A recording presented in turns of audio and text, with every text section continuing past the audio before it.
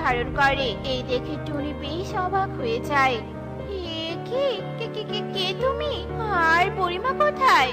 আমি হলাম পরী। এক তান্ত্রিক আমাকে অভিশাপ দিয়ে বৃদ্ধা বানিয়ে দিয়েছিল আর বলেছিল যদি কোনো পাখি মায়া মমতা দিয়ে নিঃস্বার্থভাবে আমাকে তার বাড়িতে থাকতে বলে তবেই আমার অভিশাপ কেটে যাবে। আজ তুমি সেই অভিশাপ কাটিয়ে আমাকে নিজের রূপ ফিরিয়ে দিলে। তুমি না জেনেই আমার অনেক বড় উপকার করেছো। তোমাকে অনেক ধন্যবাদ টুনি, অনেক ধন্যবাদ। আমি তোমাকে উপহার দিব টুনি, বলো তোমার কি চাই?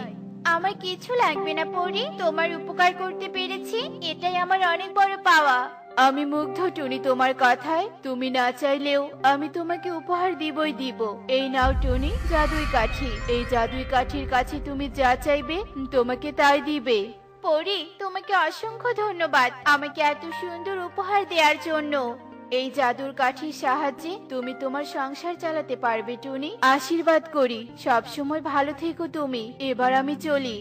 পরি টুনির কাছে বিদায় নিয়ে চলে যায়। এভাবে বেশ কয়েকদিন কেটে যায়। টুনি পরির দেয়া জাদুই কাঠির সাহায্যে বেশ ধনী হয়ে যায়। অন্যদিকে জানো রাজু, তোমার বোন টুনি এখান থেকে গিয়ে বনের গভীরে একটা বিশাল বড় মাটির ঘর বানিয়েছে। আর শুনেছি কোন পরীর সাহায্যে নাকি অনেক ধনীও হয়েছে।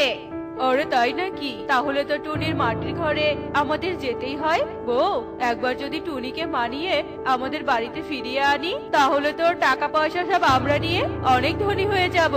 তাহলে আর দেরি কিসের, চলো এক্ষুনি বাড়িতে চলে যাই। মুন্নি আর রাজু টোনা লোভের বশে টুনির বাড়িতে চলে আসে। টুনি ওদের দেখে বলে, এ কি দাদা বৌদি, তোমরা এখানে কেন? কি চাই তোমাদের?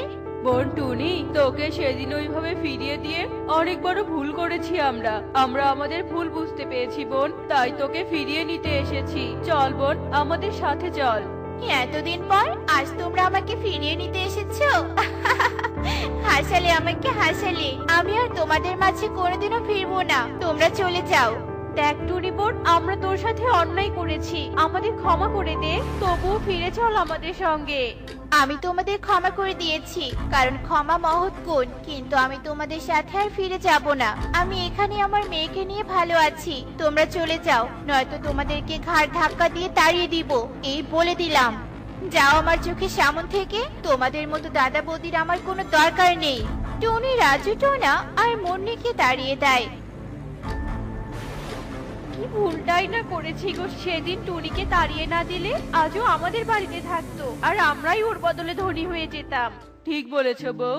রাজু টোনা আর মুন্নি এভাবে আফসোস করতে থাকে। অন্যদিকে টুনি বেশ সুখে দিন কাটাতে